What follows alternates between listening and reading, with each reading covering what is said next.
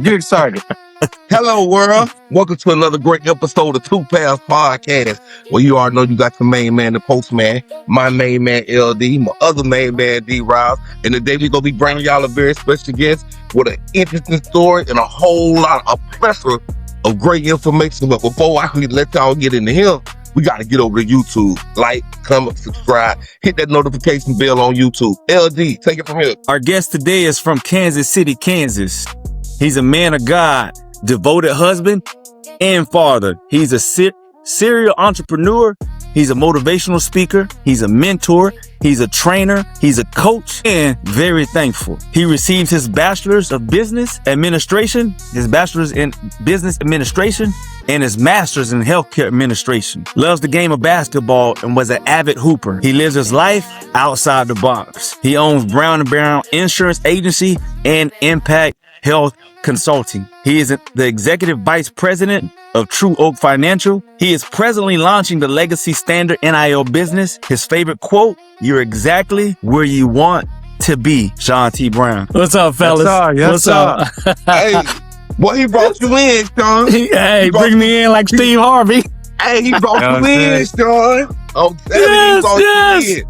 Yes. Hey, over here, man, we want to welcome you in. Appreciate you taking out this time to join us today. It's very important that we do that with our guests because what you're about to bring for us is a level of understanding that's going to exceed things that we didn't know, right? So this is a moment for us to take this time to appreciate you, right? And by appreciating you, we want our viewers and our listeners and our subscribers also to get to know who Shawn T Brown is beyond the introduction that LD just gave. So if you don't mind, take this moment and let them know who Shawn T Brown is. Well, first of all, I'd like to say this. I need to give you brothers your flowers because you create a platform from people like us to come on here and to share our stories, to hopefully touch and change other people's lives out there. So I want to give kudos to each and every one of you. Continue blessings and praises for what you are doing now and into the future. And so let me give you a hand clap for allowing someone like me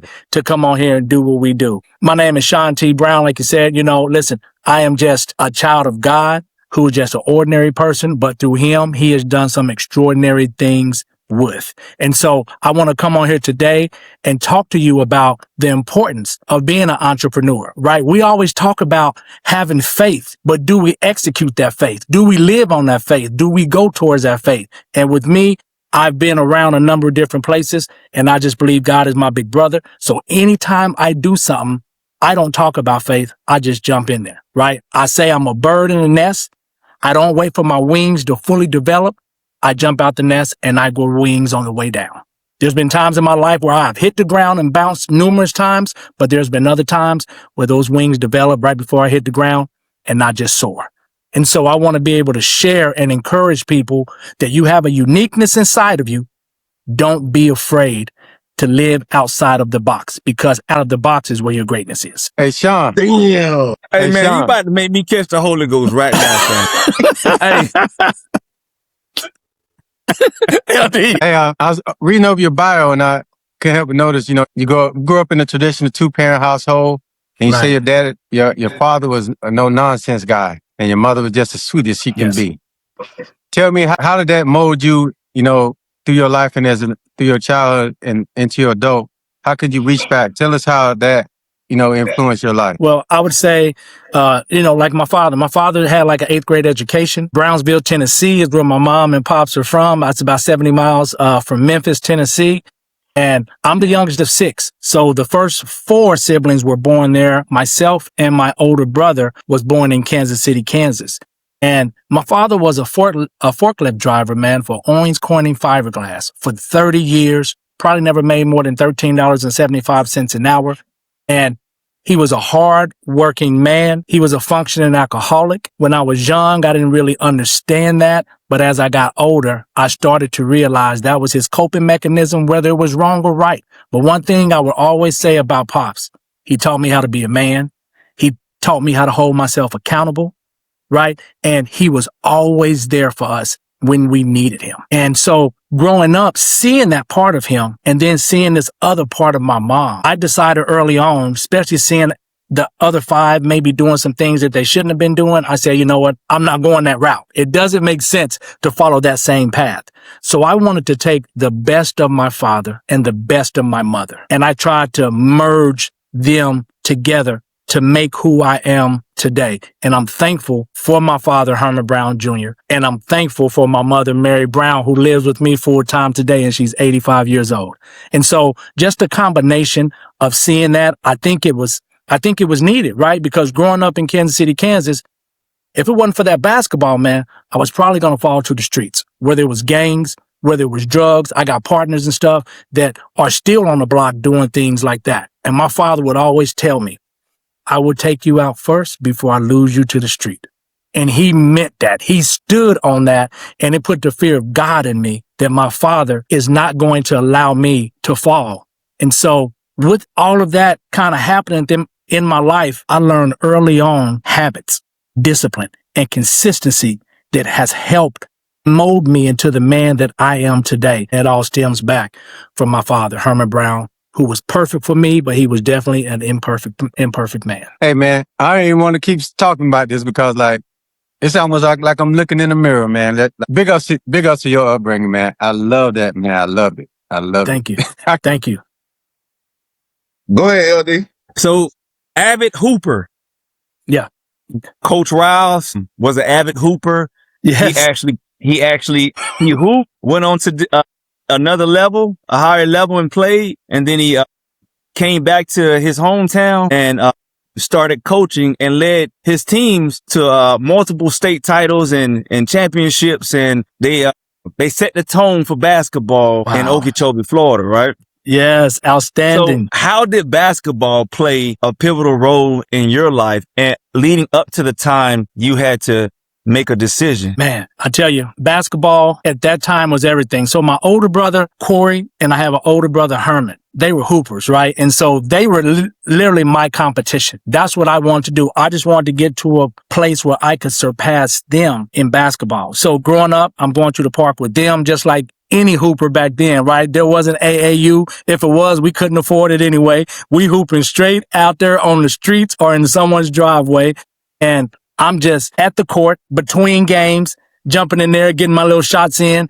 And I just worked on my game and worked on my craft until I just started growing. Then I started getting picked up for the games. Then I started getting more comfortable for the games. Then they see me coming down the hill, getting out of my car, and they're like, I got Shawn, he's next, right? I just continued to grow in my craft of being a hooper. And listen, I stand 5'11", 6 foot at best, but what I was a floor general. And I go back to my father teaching me those discipline and those habits that I needed in order to come in and be a coach on the court. And that's exactly what I was. So I had a chance. I was probably in the 8th grade, maybe 5'11". I started as center. By the time my senior year came, I was the same height, LD, and I'm just running the point at this stage. And, you know, growing up, they didn't tell us about the SAT, the ACTs. I didn't have a clue about any of that. But what I did do, I was going to a basketball camp in Garden City, Kansas. And I had a coach, Jim Carey and Kent Davidson. I was going to that camp ever since I was in the 9th grade because they had a relationship with our high school coach. I had no idea about the recruiting aspects of it, what scores I needed to get. I wanted to go to Garden City Community College. And when I went to Garden City Community College, 1990, that time we recruited, at that time, the #1 player in the country, which was Darren Hancock out of Griffin, Georgia. Darren played at KU, got a chance to play at Charlotte. D, if you want to come in, I don't know if you heard of him or know him, but Hancock, I played at Florida State at the Florida State basketball camp. That joker, hey, this classic what you just said. That's classic what you just said. I'm in Cairo, Georgia, right? They came up, right? And we was on the same floor. That young man right there came like it was a week tournament. I mean, a week camp. He came like the 4th day. Yeah. Tell me that dude won the MVP. That dude came. Hey, he came there. They said, boy, when that boy when Hancock get here, it's gonna be all over. When he came there, because they was in the upper division, we was in the smaller division of school. So anything with 4A and up, we was lower. And they put us on the same floor. That dude, the real deal. I'm telling you, both of us won the state. But the bigger school, when he came there, it was a totally night and day. The dude was bad. A grown man.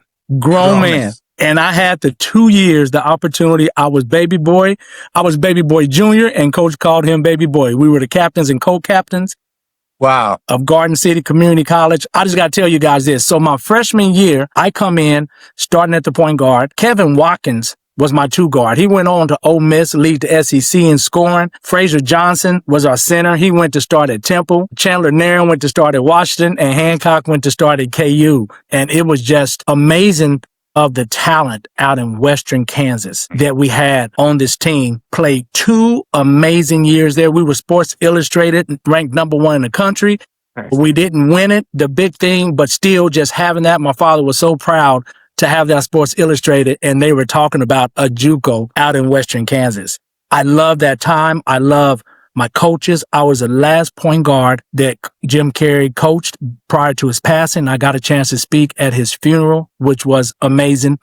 And fast forward 30 years, my assistant coach, Kent Davidson, who went on to coach in the D-League. He was one of the original coaches in the D-League. He went over to Qatar as a national coach over there. He coached 9 years with Mark Fox. You may know of Mark Fox when he was a coach of UGA, California. He's now assistant coach at Kentucky. He just finished up at Georgia State. But my niece married his son, and his 3 grandbabies are my 3 great nieces and nephews. And so I just seen Coach yesterday. He was at my crib. He lives a mile from me down the street in Johns Creek. It's just amazing how full circle and how much I loved him as a coach and how much he meant to me. And now 30 plus years later, he's 76 years old, and he's instrumental in helping me with this NIL deal with his connections. So just basketball in general has changed my life. And so I had opportunity to meet my wife. She's from Garden City, Kansas, and we've been together ever since then. We've been married for 32 years, 35 years together. Man, she blessed me with 3 beautiful children. They're all adults, 33, 30 years old. My daughter lives in Hawaii, and my son will be 27 this month. But I left Garden City, and I had chances to go to some other larger Division I schools. But Coach D, you'll kind of understand this. My wife was pregnant, right? And so I decided to go back home and play at UMKC, the University of Missouri, Kansas City, because I just felt, we will be surrounded by family, potentially just need help. I was just embarking on something new. At that stage in my life, basketball was who I was, not what I did. And that was a problem. And that's one thing that I try to help these young athletes understand today is what you do is not who you are. But for me, that's really what it was. And so going through training camp, all this stuff, we're getting prepared for our first game against Southwest Missouri State. And guys, and earlier that day, my daughter Shantae entered the world. My daughter Shantae was born. And I went back to the pregame meal later on that evening prior to the game. And when I walked in, everybody's clapping and everything for me. And in my mind, I'm saying like I got a baby I got to take care of. I was getting $468 a month in my stipend at that time, which wasn't enough for anything. And I played that one game. And then the next day, I went into the coach's office, sat down with Lee Hunt, Coach Proctor, Gary Bates, who recruited me. Man, I apologized to him. And I said, I quit. And they said, no, just give it some time, Shawn. Give it a couple of days, take some days off, come back and think about it. I'm like, she's just going to be like 4 or 5 days old. She's still going to be here in 4 or 5 days. And guys, I quit. And at that stage, everything I worked for in my life, in this game of basketball that we love so much, I just had to make a decision. And what I didn't want to do is leave Jennifer and Shantae and go out and just have a life of playing basketball, enjoying my life, while they're sitting there struggling. My father didn't do it to me, even though all the demons he had to face and deal with, being raised in the 40s, being born in the 40s,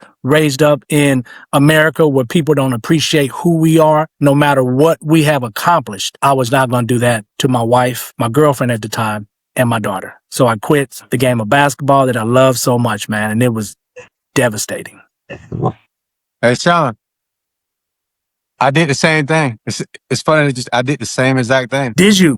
I did the same exact thing.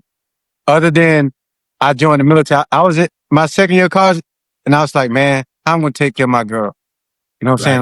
Like what my dad had laid. And everybody say I threw away my chance. And I was like, I don't know if that would have really happened, but I know what was in front of me is that I had to take care of my daughter. And I joined the military. And still play basketball, but I was faced with that. I didn't want to be that player chasing that dream and never could get there or going through that because it's a hard route. And I just made a decision. I said, man, I'm living somebody else here that I have to take care of, and I just can't live with myself if I don't put myself in that position. And I used to talk to people about life after basketball. It's like, if this doesn't work, like what are we doing? Like, are we using our skill? You know, and I remember the times in high school when my dad always be on me about my grades, but he had to work, but he was always on me about, you know, this world and the grades and don't be stupid and all this other stuff and how the life works. Right. And that's why I said, listen, just keep, as I keep listening to you, man, you just keep bringing, oh my God. Go ahead, Kel.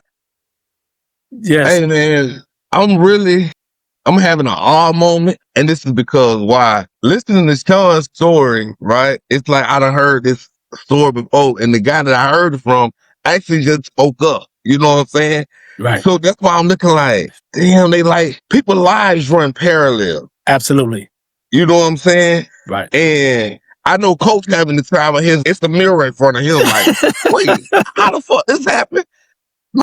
This couldn't happen. Like, and this is my first time meeting you, Shawn, seeing you, speaking to you, but your story is so similar to his. And the first thing I want to say is this right here, right? Your dad is an incredible individual. Incredible. Regardless of whatever he was dealing with, right, or why he was dealing with those things, he found the time to be the man in your life that you needed at that time. Absolutely. You know what I'm saying? Yes. And I appreciate the way you speak of him because you was able to take that structure and that discipline that he instilled in you and make that transition and utilize that in a positive way through basketball. Yes. Because we got to understand this, right? The world also runs parallel. So that same structure and discipline could have been utilized in the street. Absolutely. Absolutely. You see what I'm saying? We see it every day. They lack that as well. Right. However, you made the ultimate decision that I ain't gonna do what they doing. Right. And a lot of it had to do with that fear factor because those older parents, my grandparents, they instill the fear of God in you. They look you in your eye, they tell you what they're gonna do, they mean that shit. Absolutely. You know what I'm saying? Yes. But when you made that decision in your life to quit playing basketball, something that you have grown a love and a passion for, and you say, I got a child. I have to be here for her. I love doing this, but I need to do this. Tell me, how do you reach that conclusion to let something go that you done fell in love with to now step up and say, I got to be this man?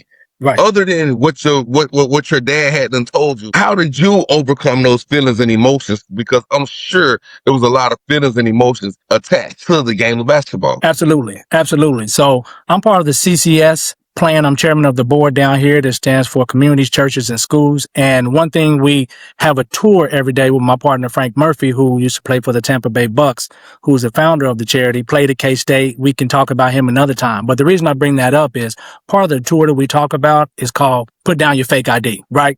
Put down your fake ID and be who God has uniquely made you to be. And what I was doing at that time, so as soon as I quit, they left me on scholarship for the rest of the year. Right. So my fake ID was coming to school, acting like, you know, I'm still going to show up at school and do what I'm supposed to do. And let me tell you something. I was faking. I got all F's, U's, and incompletes. I totally failed out of UMKC. They wouldn't accept me back the next year.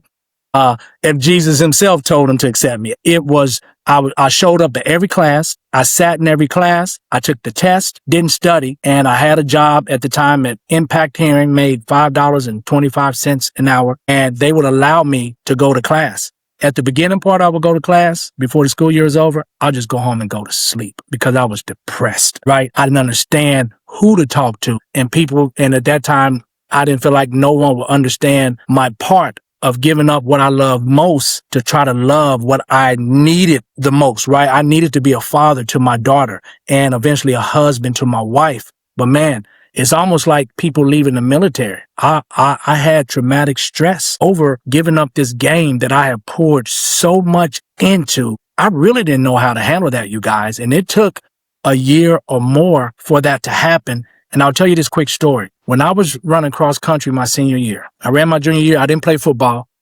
So I ran cross country to get in shape for basketball, and I did a little track. I quit my senior year because me and my coach Downey, got into it. And he said, Shawn, if you quit now, whenever things get tough in your life, you're just going to quit. I was like, whatever. I'm going to Garden City. I played this and that. Had my daughter. I quit. Went back to school. A couple years later, I was going to go and just try to finish my degree. The first day of class, man, I was a few minutes late. That door was shut when I came around the corner. I literally stood outside that door. I couldn't go in. Embarrassed, whatever the case be, being late on the first day, I quit. I found myself quitting at that stage in my life, almost like pursuit to happiness, right? I call this era in my life, I just quit, man, right? I found myself picking up odd and end jobs. And I tell people all the time, if you do random things in your life, you're going to live a random life, period. And I did all those things until I went back to Garden City Community College. And my buddy, AJ Jones, he was a commodities broker. I seen his brother had a new 300 Lexus back then, the ES 300. And I was like, what is it that you do? He's like, Shawn, this is what I do. I'm a commodities broker out here in Western Kansas. And he put me on being a commodities broker. But here's where I broke at real quick. I was trying to study for the test, my Series 3. I could pass the rules and regulations, but I didn't understand the market knowledge. And I was on my last time taking the test, and I was so broke, I would drive to Denver, take a 3-hour test, fail it, come back. Drive to Kansas City, take a 3-hour test, fail it, come back. I had one last try. Drove to Oklahoma City, took this test. Prior to that, though, I would go out and meet these farmers on combines in the middle of nowhere. And I would say, do you mind if I jump up in the combine with you? And you share with me your knowledge of what you're doing. I passed that final test in Oklahoma City because I had to break it. I knew at that time I quit whenever something got challenging. I passed that test, and I believe at that time it really broke the curse over me and in my life. Hey, so when we first met, I said, man, this brother got something. He got something. Thank you. I don't know quite what it is, but he got something. And I don't even know what brought us together and how we met, but I just know we met. But the thing that I liked about you is that you was very inviting, you was very informational, and you didn't feel like you was just in the present. You didn't feel like or make somebody feel like that, you know, I'm who I am, so I only got this much time. Yeah, never. I think we spent about an hour and a half just talking, and I still can't remember, bro. Blame it on the concussions, okay? But we spent all that time talking, and then we split up, and then you know, I followed you on social media, and I see you and your wife walking. I see you walking with your wife and your mom, and y'all exercising together. Right. I see the big pool in the backyard. Yeah. Yes. I see my brother just moving. So I continue to follow you because you always want to follow good people. Right. You always want to build community and relationships with good people because you never know what information you're going to need later on to now glean from, right? Right.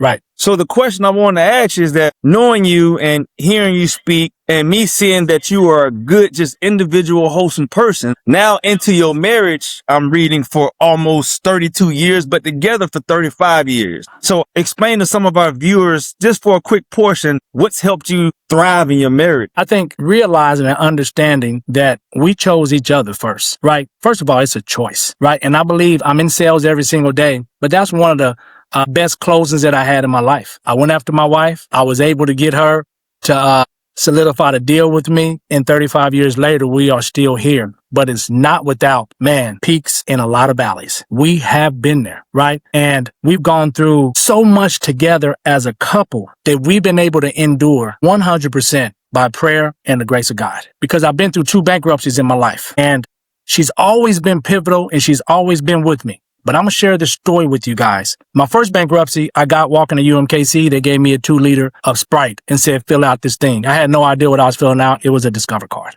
They sent me a card in the mail, ran it up, got myself in credit card debt in my mid-20s. So I was jacked up from that point. I owned 6 companies in Kansas City. Fairly Chartered Bank, title company, appraisal company, a pest company. I owned a restaurant. Myself, Eddie Kennison on the wall behind me. We own Kennison & Brown Real Estate, the official real estate company of the Kansas City Chiefs. So I personally will pick up players, put them in certain parts of the town where the player personnel, Clark Hunt wanted us to put them at. It was an amazing time.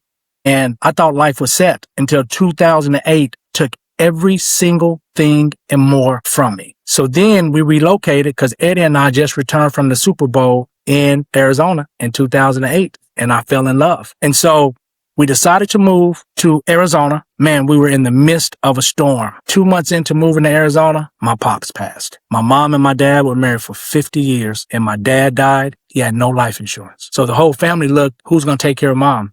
Everybody's looking at me, and we're going through a storm ourselves, right? I haven't shared it with anybody because just like my dad always taught me, if you're going to do something, do it by yourself. So I'm going through this, me and my wife, we're going through it by ourselves, and I'm going somewhere with this. So one morning we're there and we're in chapter 13 bankruptcy again. And I'm living in Sossaman Estates at the time, LD. And Saturday morning, this big truck pulls up in front of our house. Man, I know what it's for. They got to pick up the F-150 and they got to pick up the Navigator. And the guy, I come out and he's like, hey, I'm with Ford. I got to pick up the car. And I'm like, man, you know what? Can you do me a favor? Can we go up the street to Power and Germain at the Safeway and I'll bring the cars up there and I'll leave the keys under the mat.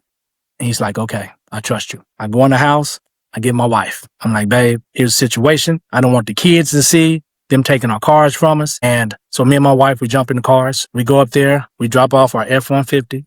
We drop off our Navigator. Bro, and we all walk. All the success we have had in our life at this stage, we are walking back home. And I have to look at her and say, babe, everything's going to be okay. And she just trusted me and believed in me. And to have that type of trust, belief, and love in somebody to where you are two adults walking home after having your cars repoed, after having, you name it, boats, houses, cars, subdivision, everything we've ever needed, wanted, prayed for, it was all gone. And she was still by my side. I never take that moment for granted. And I know she's 10 toes down for me, whether the money's there or not. That's what's kept us going for 35 years. Yeah. And I just got cold. No. I just got dog because that's the type of love that's irreplaceable. Right.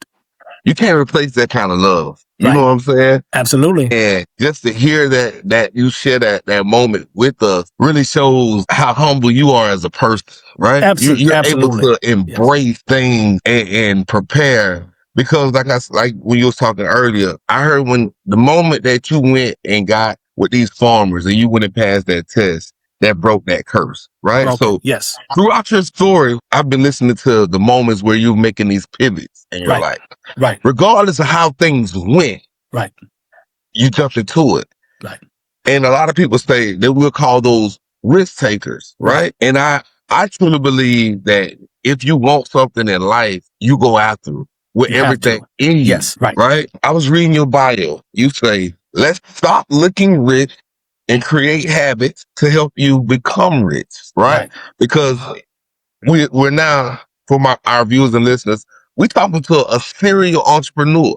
So this man owns a plethora of businesses over time. Right. I had a few businesses and I used to tell my siblings, man, y'all ain't got shit on me. I'm a serial entrepreneur. You know what I'm saying? But what does that mean to you when you say stop looking rich and creating habits to become rich? You know, from where we're from, man, when you get the first taste of success, you want everything that you never had, right? And for us, it's the designer clothes, it's the cars, right? It's the jewelry, it's all of these things that do not do anything for us but depreciate. And we're trying to impress upon people who we don't know.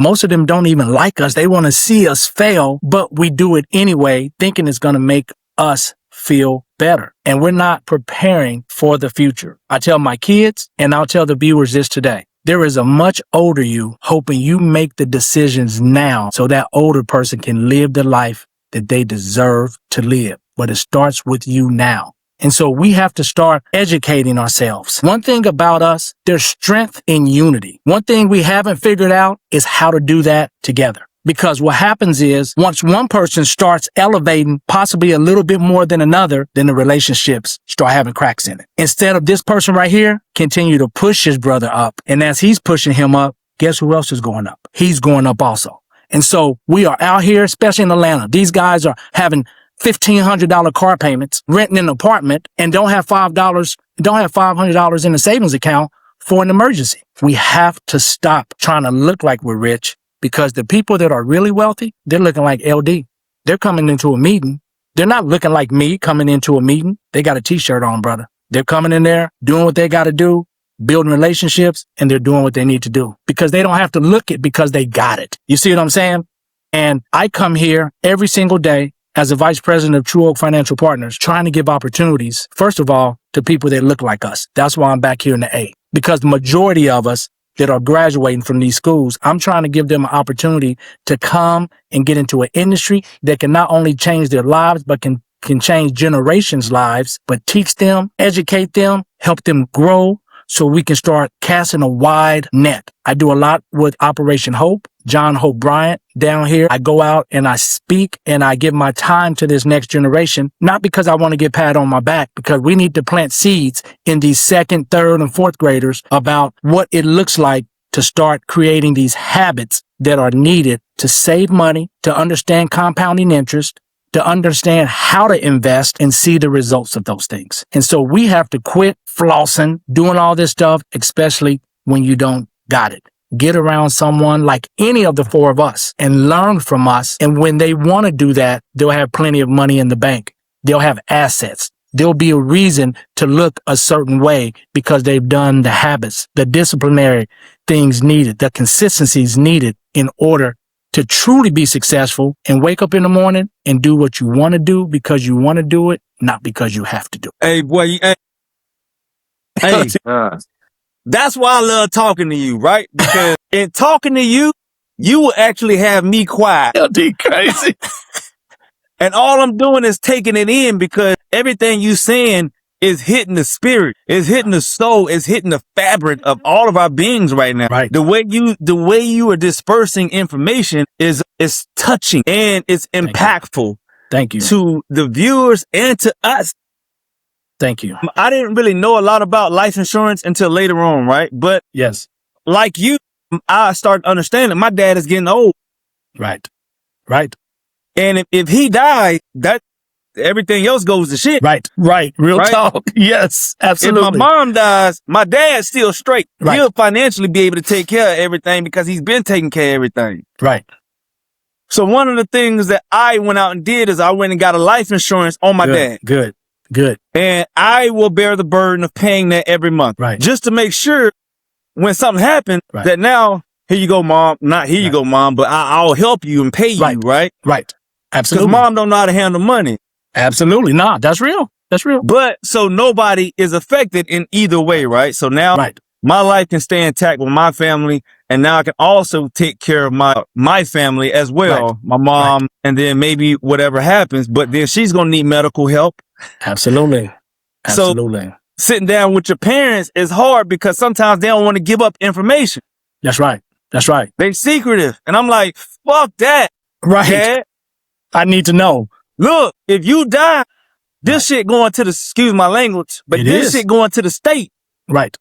If you die, so I need to know kind of, we need to set everything up. Right. Like you're going to die soon. Right. Because I'm not going, I experienced it with my wife, with her parents, right? They didn't have policy. Right. Everything was left in the open. I'm like, damn, how do you figure this out? Right. So can you tell our viewers, how important life insurance is and how does it work? Okay, great. Well, I'll tell you, it's because I tell people this all the time. I didn't get into the life insurance industry. Life insurance got into me because my father passed away and didn't have life insurance. And I seen, like you just mentioned, LD, the impact that it happens when we are ill prepared for something that we 100% know is going to happen. That's what blows my mind, first of all, right? We are 100% know that the good Lord is going to call us home one day, and we don't know when that time or that moment's going to be. But yet we have insurance for our automobiles where we may or may not have an accident.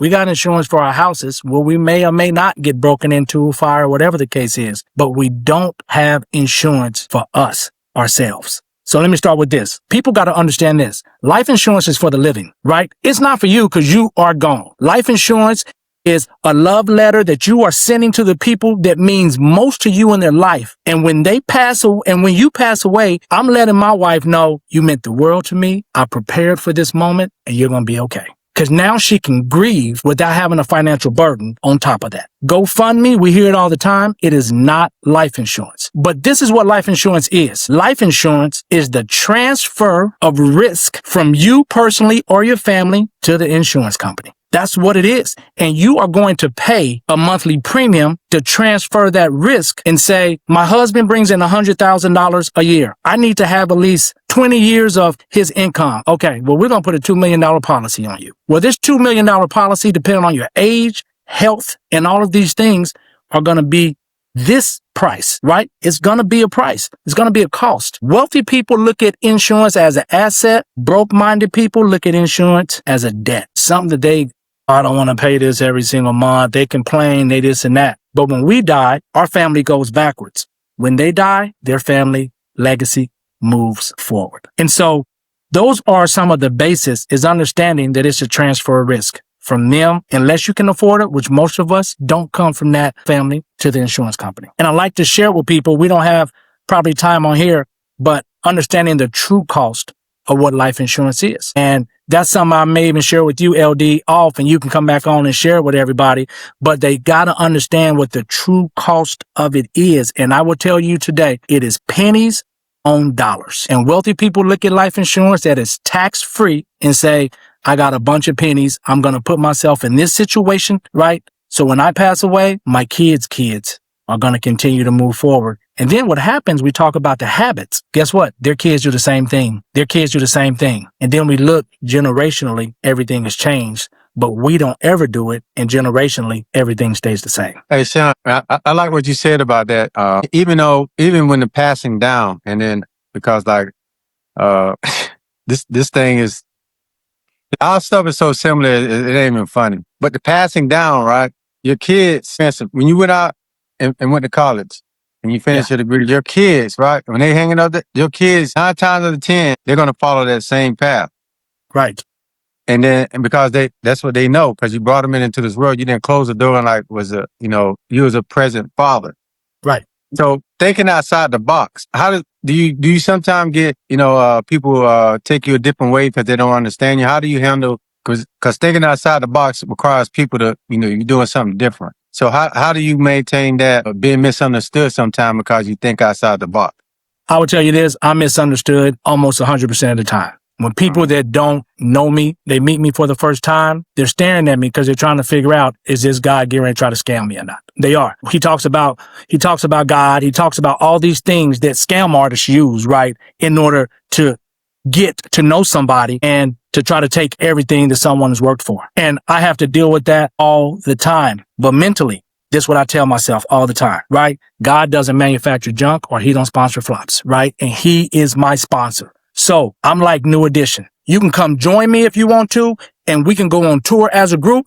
But if not, I'm going to go platinum by myself. So it's the people that want to get with me, right?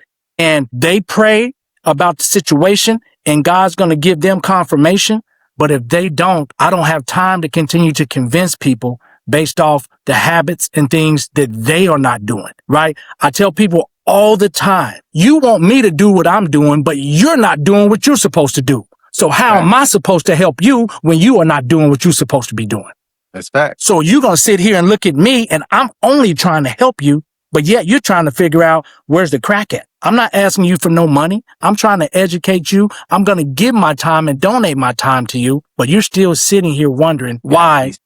Right. It has something has to be wrong. Guys, something doesn't always have to be wrong. It doesn't have to be wrong. And that's one thing when we talk about unifying, we don't. Because when someone is in front of you that can help you, before you know it, we go right back to what we're comfortable about. Nah, this dude's a scam. Nah, he's gonna get us eventually. Listen, it doesn't matter. I'm gonna be BBD, Ralph Tresvant. I'm gonna be Johnny Gill. It doesn't matter. I'll go platinum by myself. And that's where I'm at right now at this stage in my life. If you want to rock with me, I'm gonna rock with you. I love it. Hey, Shawn, I love it. I had an old pastor say, if I can cut a hole in top of people's head and just pour all that knowledge in there, you know what I'm saying? So they can get it. Man, they just don't want to listen. Right. They just don't want to listen. Yes. Hey, listen, right? And I know a lot of our viewers and listeners gonna be able to relate to what I'm finna say. And this way we need your help at the most, Shawn. Right here, 47 minutes into insurance. Okay. Right? I'm sure there's a lot of other people out there that look like me. Right. That think like me, that act like me, don't have life insurance. Right. So what procedure or protocol should we be taking in order to get life insurance to make sure that we don't be that burden on our kids or our families when we pass? Great question. I will first start off by saying this. All the money in the world can't purchase life insurance. Only your health will allow you to obtain life insurance. So for the ones that are healthy enough to be able to obtain life insurance, reach out to someone like me and I will help guide you. Because a lot of times we're afraid, right? We're afraid from the things that we don't understand or know. Right. I'm here to let you know if you are declined due to health. I never make something that should be negative. It's going to be a positive because now it gives me a chance to tell people you got to get up and you got to get excited. You got to get moving every single morning. Listen, I see LD out there doing what he does. I do it every single morning because I was diagnosed with type 2 diabetes some years ago. And I'm like, do I have a chance to reverse this? Because if I have a chance to reverse it, then I'm going to reverse it. And I've totally changed my life. So we want to make sure that you can obtain life insurance first. And then we want to make sure it's within your budget. If you can't, there are other options when it comes to financial services to where we can put you in to still show you how to save money and how to compound that money. Does that make sense and answer your question? Yeah, it did. It did. Because, and I hope for everyone else that they also understood that it's simple. You did in the simplest form. Depending on where you're at in your health life, is going to be able to depend on if you can secure a life insurance policy. Right. However, if that is not the end all, because there's other options that are available for you guys with these questions or these scenarios. Because like you said, me looking at a guy like you talking about God, you're talking about a lot of positive things. These are the same routines and things that people that's trying to beat you out of something. Absolutely. This a game plan. This a layout. This a blueprint. But I really love what you said. You can come rock with me. Yep. But you ain't got to. Because I'm going platinum anyway. Anyway, I'm going to do it. Right. I want to help, but I mean, I get it. Okay. Thank you for that, man. Appreciate that. Hey, Shawn. Yes. If you could take one person to dinner to pick their brain, you said it would either be your dad one more time. Right. Our work Roker. Yep. And Michael Jordan. Absolutely. Pick one of those and tell us why you would take that person to dinner to pick their brain. Of course, it would be my pops. First of all, I would want him to know if he's proud of me. I would want to know if he's proud of me.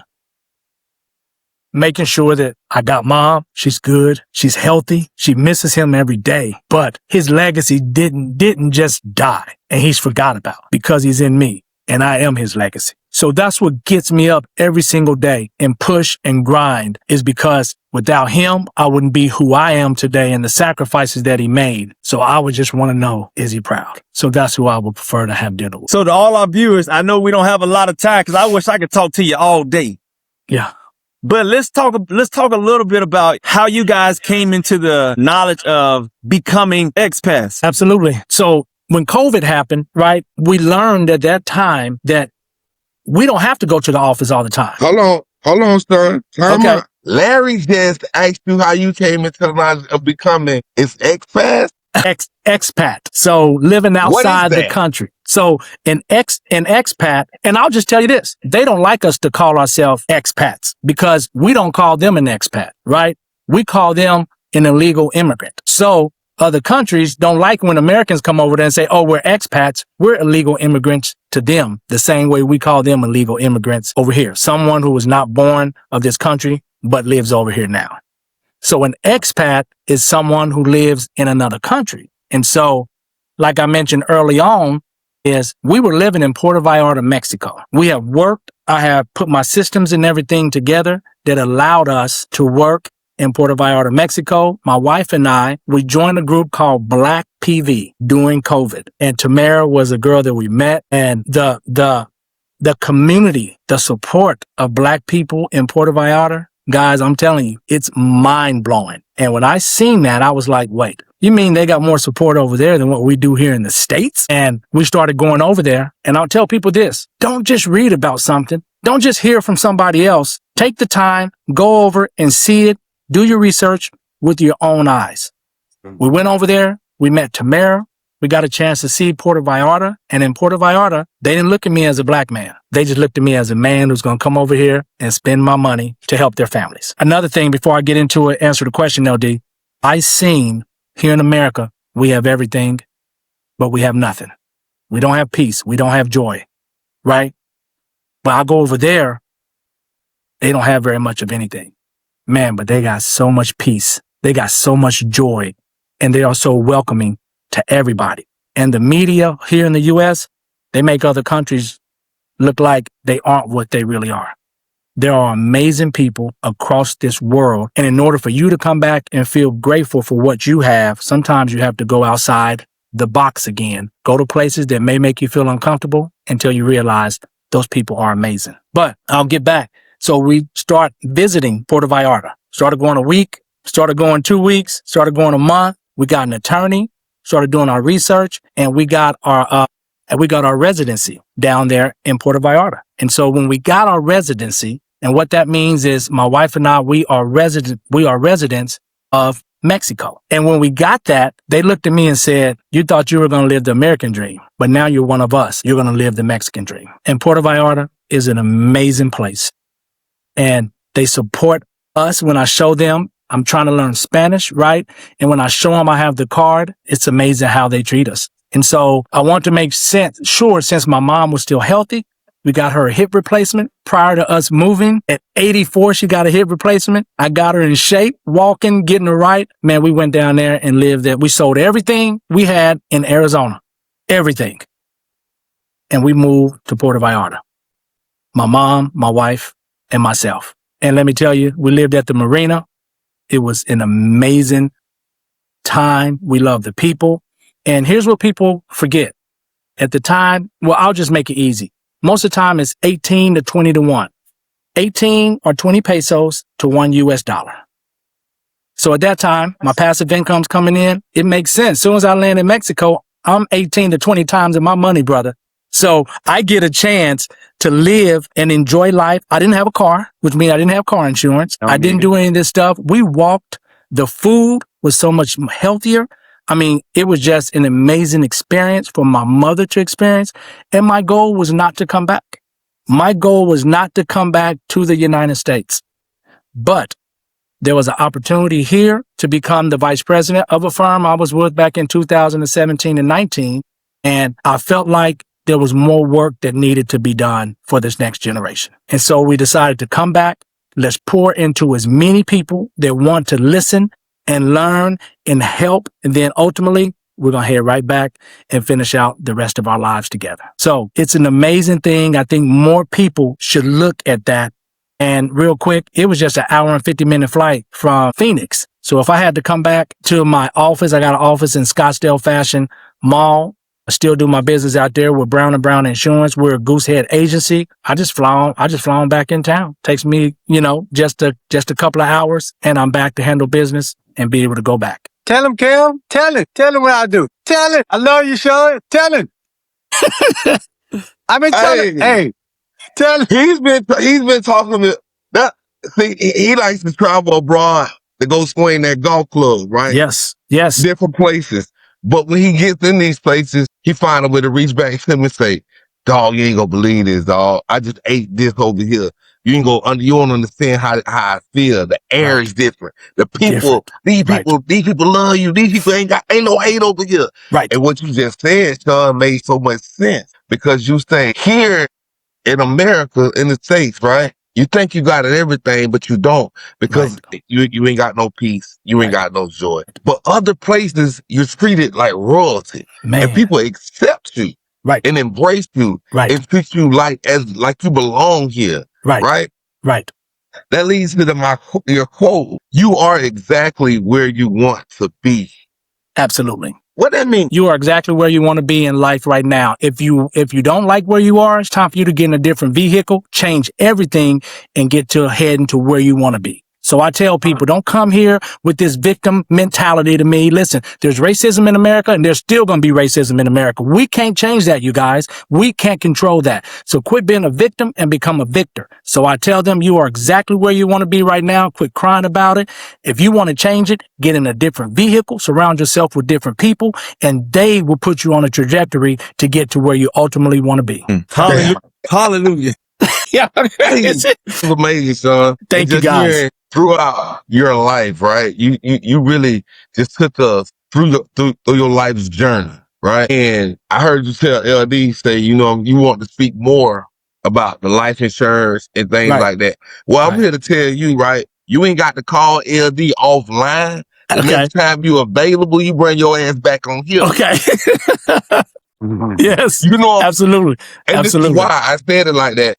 Is because the information that you're providing is needed to be shared, right? Yes. Yes. And the fear that people have of, is he trying to beat me out of something? Or is this? Or I've been told this. And then you got, they're not surrounding themselves around these type of people, maybe because it's not affordable to them coming from the circumstances that they're living in. Because you made a great point. Wealthy people see insurance as an asset. Right. Broke people see it as a bill or a debt. Right. So you have to be able to change the mindset. I love what you're doing with the organizations that you're starting about speaking life into the next generations, getting them while they're young, and planting these seeds. Because when we look at things, say, damn, this is what our future look like. What, quote unquote, the white ends, all they want to do is go spinning, get a hat, get a haircut, go scam it, go kill it, go rob it. But if we can change the dynamics of that and get people and start putting the kids in positions to be successful, then that's going to drive our success rate as Black people in America much higher. Right. Of course, racism does exist. Right. God damn it, you can't change that. Not changing it. That you cannot change or have no control over. Don't worry yourself with. Right. If you don't like where you're at in your situation, this is not where you want to be. Do something about yourself. Absolutely. And I love that quote. You're right. You're right where you want to be, because you made so much sense. And it's something me and LD has talked about. You are the vehicle. Your mindset and the things that you surround yourself with. If that's not what you want, remove it. Remove yourself. That's right. That's right. Don't try to control that. Don't try to control the people around you. Don't try to change somebody else's trajectory on their path. Change yours. Right. Absolutely. Right. Kansas City, Kansas, right? People coming from where you come from, your background, and understanding where you're at today and hearing your story will understand that it ain't been easy now day of the week. Right. Right? I ain't grown up with the luxuries that a lot of people are allowed in life that in the same position that I am today, but I work for it. Right. The discipline, the stability, these things that was allowed from my mother and my father. My father don't take no bullshit. My mama gonna love you to death.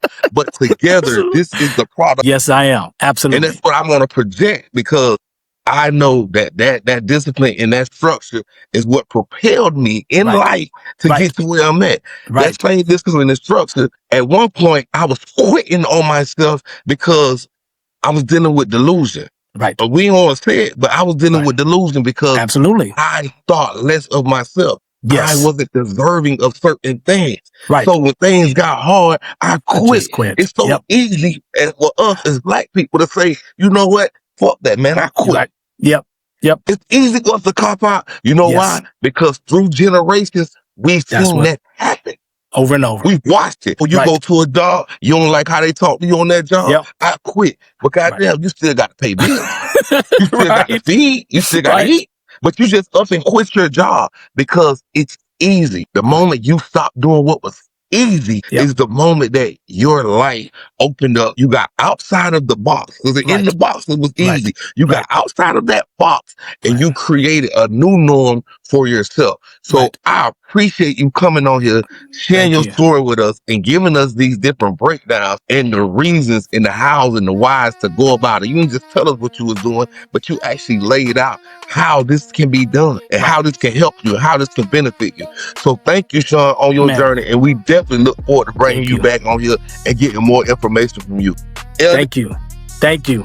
Hey, appreciate you. Get excited. Get excited, baby. I appreciate you too, LD. Thank you. Thank you so much, my brother. Yes. Yeah, appreciate having you, man. This is good. This is great. Thank you. Thank you. Hey, fellas, again, kudos to you, what you guys are doing. You'll have to bring me back on because to talk about the legacy standard and what we're doing for the NIL. It is a game changer. My team is amazing, and we're helping these kids that are going from high school senior to instant millionaires. And we are there to help them understand what are some of the pitfalls we got to protect them from. Anything you want to promote before we get out of here, Shawn? I would just promote this. Believing in yourself, keeping God first. Guys, health is really your wealth at the end of the day. If you can move, if you can walk, move that body, just be grateful for that because there's someone that will trade places with you. And if you need to ever speak with a financial professional, you guys, you can put my cell number down. They can call me. That's how much I want to help people that are nervous. Just call me and let's just have a conversation. That's it. Hey, man. Shawn T Brown, everybody. And this is another episode of Two Pounds Podcast. Like, comment, subscribe, hit that notification bell. Yes, we out, man.